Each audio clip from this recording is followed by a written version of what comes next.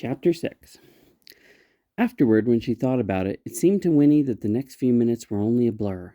First, she was kneeling on the ground, insisting on a drink from the spring, and the next thing she knew, she was seized and swung round through the air, open-mouthed, and found herself straddling the bouncing back of the fat old horse, with Miles and Jessie trotting along on either side, while May ran puffing ahead, dragging on the bridle. Winnie had often been haunted by visions of what it would be like to be kidnapped, but none of her visions had been like this, with her kidnappers just as alarmed as she was. She had always pictured a troop of burly men with long-backed mustaches who would tumble her into a blanket and bear her off like a sack of potatoes while she pleaded for mercy. But instead it was they, May, Tuck, and Miles and Jessie, who were pleading, "Please, child, dear, dear child, don't you be scared." This was May, trying to run and call back over her shoulder at the same time, "We wouldn't harm you for the world. If you'd yelled or anything," this was Jessie, "someone might hurt you, and that's too risky." And Miles said, "We'll explain it, soon as we're far enough away." Winnie herself was speechless. She clung to the saddle and gave herself up to the astonishing fact that though her heart was pounding and her backbone felt like a pipeful of cold running water, her head was fiercely calm. Disconnected thoughts presented themselves one by one, as if they'd been waiting their turn in line. So this is what it's like to ride a horse. I was going to run away today anyway. What will they say when I'm not there for breakfast? I wish the toad could see me now. That woman's worried about me. Miles is taller than Jessie. I better duck if I don't want this next branch to knock me off. They'd come to the edge of the wood now with no sign of slowing their rapid jog.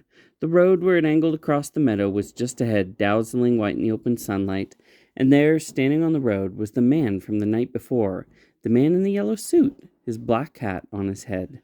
Discovering him, seeing his surprise, and presented at once with choices, Winnie's mind perversely went blank. Instead of crying out for help, she merely goggled at him as they fled past the spot where he stood. May Tuck was the only one who spoke, and the most she could offer was, "Teaching our little girl how to ride." Only then did it come to Winnie that she ought to shout, wave her hands, do something. But the man had fallen away behind by that time, and she was afraid to let go of the saddle, afraid to turn around lest she fall off the horse. In another moment, it was too late. They had sped up the hill and down its other side, and the opportunity was lost. After another few minutes, the road led them to a place where, off to the left, a shallow stream looped near with willows and sheltering scrubby bushes. "Stop!" cried May. "We'll stop here." Miles and Jessie grabbed at the horse's harness, and he pulled up abruptly, nearly toppling Winnie off over his neck. "Lift the poor child down," May gasped, her chest heaving. "We'll go catch our breath by the water and try to put things straight before we go on." But the explanation, once they had stumbled to the banks of the stream, came hard. May seemed embarrassed, and Miles and Jessie fidgeted, glancing at their mother uneasily. No one knew how to begin. For her part, Winnie, now that the running was over, began to comprehend what was happening, and with the comprehension her throat closed and her mouth went dry as paper. This was no vision. This was real. Strangers were taking her away. They might do anything. She might never see her mother again. And then, thinking of her mother, she saw herself as small, weak, and helpless, and she began to cry suddenly, crushed as much by outrage as by shock. May Tuck's round face wrinkled in dismay. "Dear Lord, please don't cry, child," she implored. "We're not bad people, truly we're not. We had to bring you away. You'll see why in a minute, and we'll take you back just as soon as we can. Tomorrow, I promise." When May said tomorrow, Winnie's sobs turned to wails. Tomorrow! It was like being told she'd be kept away forever. She wanted to go home now, at once, rush back to the safety of the fence and her mother's voice from the window. May reached out to her, but she twisted away, her hands over her face, and gave herself up to weeping. "This is awful," said Jessie. "Can't you do something, Ma? Poor little Tad." "We ought to have had some better plan than this," said Miles. "That's the truth," said May helplessly. "Dear Lord, no, there's been enough time to think of one, and it had to happen sooner or later. We'd been plain bone lucky it hadn't been before now, but I never expected to be a child." She reached distractedly into the pocket of her skirt and took out the music box, and without thinking, twisted the winding key with trembling fingers. When the tinkling little melody began, Winnie's sobbing slowed. She stood by the stream, her hand still over her face, and listened. Yes, it was the same music she'd heard the night before. Somehow it calmed her. It was like a ribbon tying her to familiar things. She thought, when I get home, I'll tell Granny it wasn't elf music after all. She wiped her face as well as she could with her wet hands and turned to May. That's the music I heard last night, she managed between recovering snuffles. When I was out in my yard, my granny said it was elves. Dear me, no, said May, peering at her hopefully. It's only my music box. I didn't suppose anyone could hear it. She held it out to Winnie. Do you want to take a look at it? It's pretty, said Winnie, taking the little box and turning it over in her hands. The winding key was still revolving, but more and more slowly. The melody faltered. A few widely spaced notes blinked, and then it stopped. Wind it up if you want to, said May, clockwise. Winnie turned the key. It clicked faintly, and then after several more turns, the music began to play again, brisk from its fresh winding and merry. No one who owned a thing like this could be too disagreeable. Winnie examined the painted roses and lilies of the valley and smiled in spite of herself. It's pretty, she repeated, handing it back to May. The music box had relaxed them all. Miles dragged a handkerchief from a back pocket and mopped at his face, and May sank down heavily on a rock, pulling off the blue straw hat and fanning herself with it.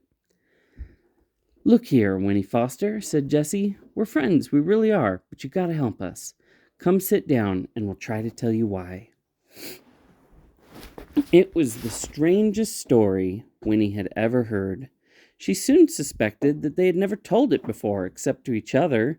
That she was their first real audience, for they gathered around her like children at their mother's knee, each trying to claim her attention, and sometimes they all talked at once and interrupted each other in their eagerness. 87 years before, the Tucks had come from a long way to the east, looking for a place to settle.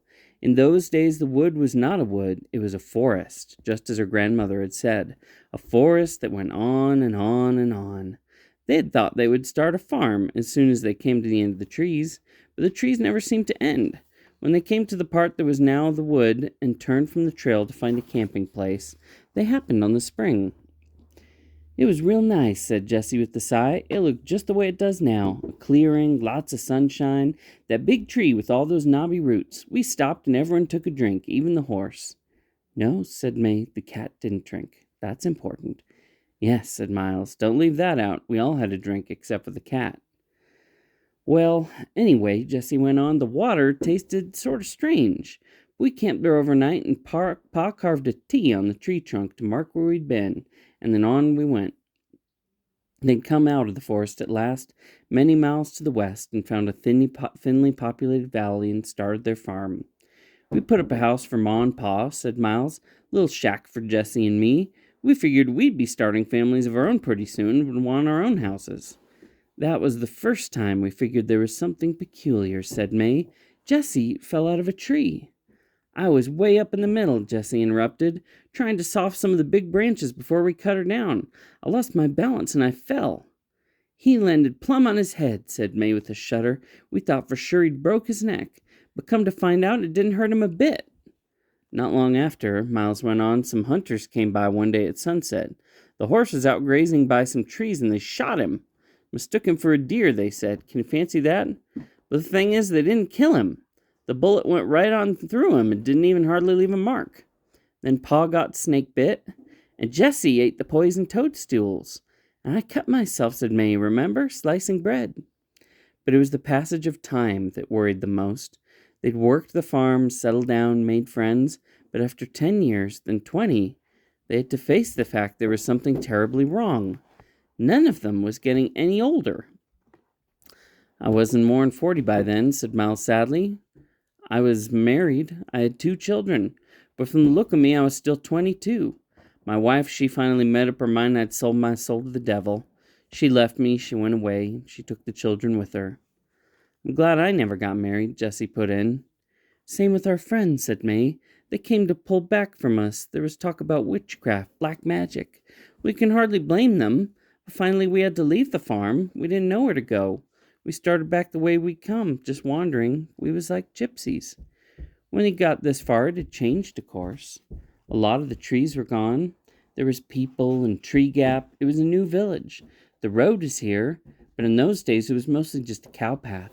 We went on into what was left of the wood to make a camp, and we got to the clearing and the tree in the spring. We remembered it from before. It hadn't changed no more'n we had, said Miles, and that was how we found out. Pod carved a T on the tree, remember, 20 years before, but the T was just where it had been when he'd done it. That tree hadn't grown one whit in all that time. It was exactly the same, and the T he'd carved was as fresh as if it had just been put there. Then they remembered drinking the water, they and the horse, but not the cat. The cat had lived a long and happy life on the farm, but had died some 10 years before, so they decided at last that the source of their changelessness was the spring.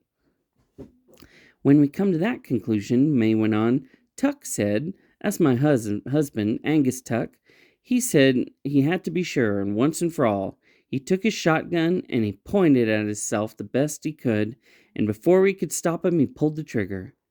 There was a long pause. May's fingers, laced together in her lap, twisted with the tension of remembering.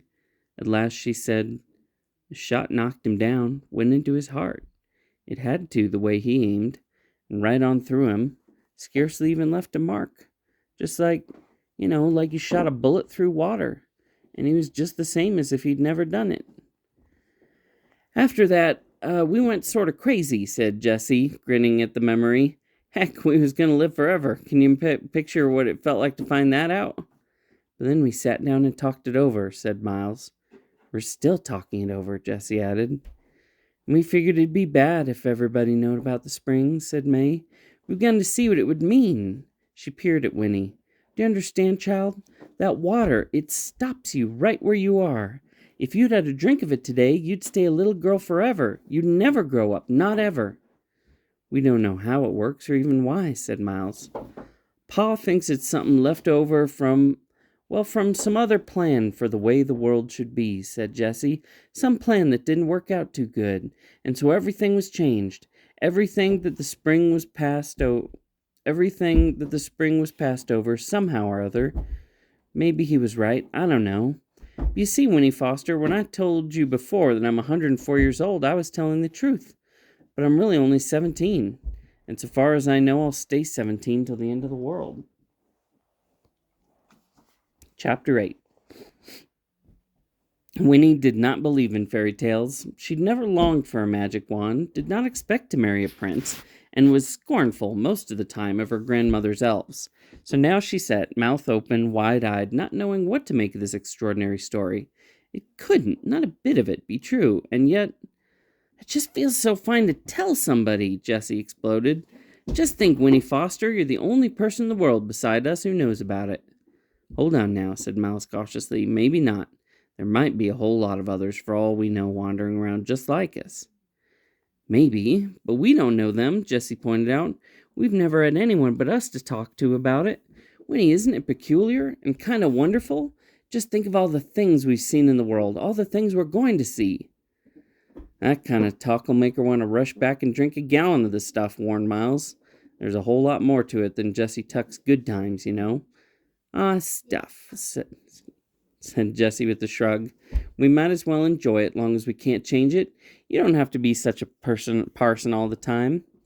Not being a parson, said Miles. I just think you ought to take it more serious. Now, boys, said May. She was kneeling by the stream, splashing her face and hands with cool water. Whew, such weather, she exclaimed, sitting back on her heels. She unfastened the brooch, took off her shawl, and toweled her dripping face. Well, child, she said to Winnie, standing up, now you share our secret. It's a big, dangerous secret. We gotta have your help to keep it. I expect you're full of questions, but we can't stay here no longer. She tied the shawl around her waist then and sighed. Pains me to think how your ma and pa will worry, but there's just no way around it. We gotta take you home with us. That's the plan. Tuck, he'll want to talk it out. Make sure you see why you can't tell no one. We'll bring you back tomorrow, all right? And all three of them looked at her hopefully. All right, said Winnie, for she decided there wasn't any choice.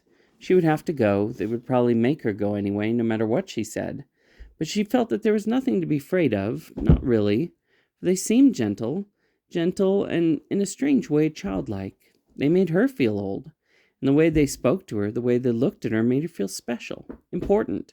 It was a warm, spreading feeling, entirely new. She liked it, and in spite of their story, she liked them too, especially Jessie. but it was Miles who took their hand and said, "It's really fine to have you along, even if it's only for a day or two."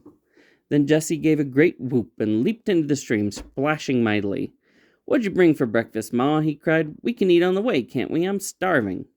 So with the sun riding high now in the sky, they started off again, noisy in the August stillness, eating bread and cheese. Jessie sang funny old songs in a loud voice and swung like a monkey from the branches of trees, showing off shamelessly for Winnie, calling to her, "Hey, Winnie Foster, watch me, and look what I can do." And Winnie, laughing at him, lost the last of her alarm. They were friends, her friends. She was running away after all, but she was not alone. Closing the gate on her oldest fears, as she had closed the gate on her own fenced yard, she discovered the wings she'd always wished she had, and all at once she was elated. Where were the terrors she'd been told to expect? She could not recognize them anywhere. The sweet earth opened out its wide four corners to her like the petals of a flower ready to be picked, and it shimmered with light and possibility till she was dizzy with it. Her mother's voice, the feel of home, receded for the moment, and her thoughts turned forward. Why, she too might live forever in this remarkable world she was only just discovering. The story of the spring, it might be true. So that when she was not rolling along on the back of the fat old horse, by choice this time, she ran shouting down the road, her arms flung out, making more noise than anybody. It was good. So good, in fact, that through it all not one of them noticed that the man they had passed on the road, the man in the yellow suit, had crept up to the bushes by the stream and heard it all, the whole fantastic story.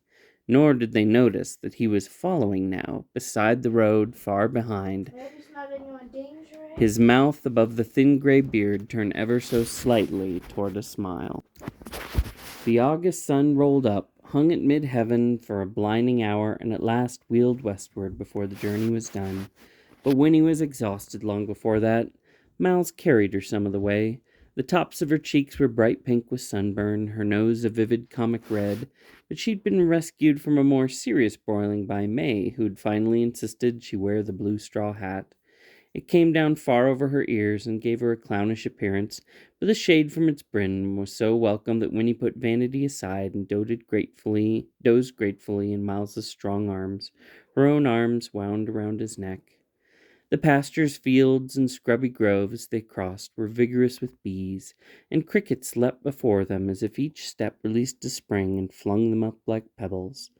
But everything else was motionless, dry as a biscuit on the brink of burning, hoarding final reservoirs of sap trying to hold out till the rain returned, and Queen Anne's lace lay dusty on the surface of the meadows like foam on a painted sea. It was amazing, then, to climb a long hill, to see ahead another hill, and beyond that the deep green of a scattered pine forest, and as you climbed to feel the ear ease and soften. Winnie revived sniffing and was able to ride the horse again, perched behind May, and to her oft-repeated question, "Are we almost there?" the welcome answer came at last. Only a few more minutes now. A wide stand of dark pines rose up, loomed near, and suddenly Jessie was crying, "We're home! This is it, Winnie Foster!" And he and Miles raced on and disappeared among the trees. The horse followed, turning onto a rutted path lumpy with roots, and it was as if they had slipped in under a giant colander. The late sun's brilliance could penetrate only in scattered glimmers, and everything was silent and untouched, the ground muffled with moss and sliding needles, the graceful arms of the pines stretched out protectively in every direction, and it was cool, blessedly cool and green. The horse picked his way carefully, and then ahead the path dropped down a steep embankment, and beyond that, Winnie, peering round May's bulk, saw a flash of color and a dazzling sparkle. Down the embankment they swayed, and there it was, a plain, homely little house, barn red, and below it the last of the sun flashing on the wrinkled surface of a tiny lake. "Oh, look!" cried Winnie. "Water!" At that same time they heard two enormous splashes, two voices roaring with pleasure. "It don't take 'em more'n a minute to pile into that pond," said May, beaming. "Well, you can't blame 'em in heat like this. You can go in too if you want." Then they were at the door of the little house, and Tuck was standing there. "Where's the child?" he demanded, for Winnie was hidden behind his wife. "The boys say you brung along a real honest-to-goodness natural child." "So I did," said May, sliding down off the horse, "and here she is." Winnie's shyness returned at once when she saw the big man with the sad face and baggy trousers, but as he gazed at her, the warm, pleasing feeling spread through her again, for Tuck's head tilted to one side, his eyes went soft, and the gentlest smile in the world displaced the melancholy creases of his cheeks. He reached up to lift her from the horse's back, and he said, "There's just no words to tell you how happy I am to see you. It's the finest thing that's happened in—" Here interrupted himself, setting Winnie on the ground, and turned to May. "Does she know?" "Of course she knows," said May. "That's why I brought her back. Winnie, here's my husband, Angus Tuck. Tuck, meet Winnie Foster." "How do, Winnie Foster," said Tuck, shaking Winnie's hand rather solemnly. "Well, then." He straightened and peered down at her, and Winnie, looking back into his face, saw an expression there that made her feel like an unexpected present, wrapped in pretty paper and tied with ribbons, in spite of May's blue hat, which still enveloped her head. "Well, then," Tuck repeated, "seeing you know, I'll go on and say this is the finest thing that's happened in, at least 80 years. Chapter 10. Winnie had grown up with order. She was used to it. Under the pitiless double assaults of her mother and grandmother, the cottage where she lived was always sparkling clean, mopped and swept and scoured into limp submission. There was no room for carelessness, no putting things off until later. The foster women had made a fortress out of duty. Within it, they were indomitable, and Winnie was in training. So she was unprepared for the homely little house beside the pond, unprepared for the gentle eddies of dust, the silver cobwebs, the mouse who lived and welcomed to him in a table drawer. There were only 3 rooms. The kitchen came first, with an open cabinet where dishes were stacked in perilous towers, without the least regard for their varying dimensions. There was an enormous black stove, and a metal sink, and every surface, every wall was piled and strewn and hung with everything imaginable, from onions to lanterns to wooden spoons to wash tubs, and in a corner stood Tuck's forgotten shotgun. The parlor came next, where the furniture, loose and sloping with age, was set about helter-skelter. An ancient green plush sofa lolled alone in the center, like yet another mossy fallen log, facing a soot-streaked fireplace still deep in last winter's ashes. The table with the drawer that housed the mouse was pushed off, also alone, into a far corner, and 3 armchairs and an elderly rocker stood about aimlessly, like strangers at a party ignoring each other. Beyond this was the bedroom, where a vast and tipsy brass bed took up most of the space, but there was room beside it for the washstand with the lonely mirror, and opposite its foot a cavernous oak wardrobe from which leaked the faint smell of camphor. Up a steep flight of narrow stairs was a dusty loft. "That's where the boys sleep when they're at home," May explained, and that was all.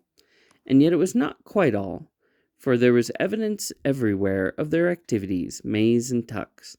Her sewing, patches and scraps of bright cloth, half-completed quilts and braided rugs, a bag of cotton batting with wisps of its contents like snow drifting into cracks and corners, the arms of the sofa webbed with strands of thread and dangerous with needles, his wood carving, curly shavings furring the floor, little heaps of splinters and chips, every surface dim with the sawdust of countless sandings, limbs of unassembled dolls and wooden soldiers, a ship model propped on the mouse's table, waiting for its glue to dry, and a stack of wooden bowls, their sides smooth to velvet, the topmost bowl filled with a jumble of big wooden spoons and forks like dry bleached bones.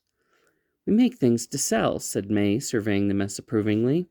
And still this was not all, for on the old beam ceiling of the parlor, streaks of light swam and danced and wavered like a bright mirage, reflected through the windows from the sunlit surface of the pond. There were bowls of daisies everywhere, gay white and yellow, and over everything was the clean, sweet smell of the water and its weeds, the chatter of a swooping kingfisher, the carol and trill of a dozen other kinds of birds, and occasionally the thrilling bass note of an unastonished bullfrog at ease somewhere along the muddy banks. Into it all came Winnie, eyes wide and very much amazed. It was a whole new idea to her that people could live in such disarray, but at the same time she was charmed. It was comfortable. Climbing behind May up the stairs to see the loft, she thought to herself, maybe it's because they think they have forever to clean it up. And this was followed by another thought, far more revolutionary. Maybe they just don't care. Boys don't be home very much, said May as they came into the half-lighted loft. But when they are, they bed up there. There's plenty of room. The loft was cluttered, too, with all kinds of odds and ends, but there were 2 mattresses rolled out on the floor, and fresh sheets and blankets were folded almost neatly on each, waiting to be spread. Where do they go when they're away? Asked Winnie. What do they do? Oh, said May, they go different places, do different things.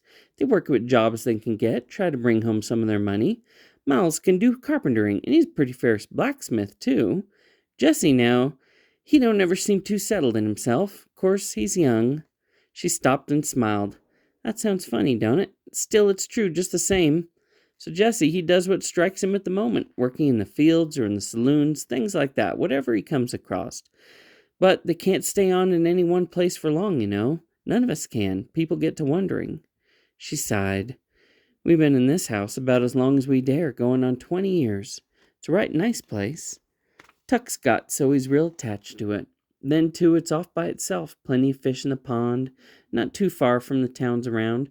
When we need things, we go sometimes to one, sometimes the next, so people don't come to notice us much, and we sell where we can.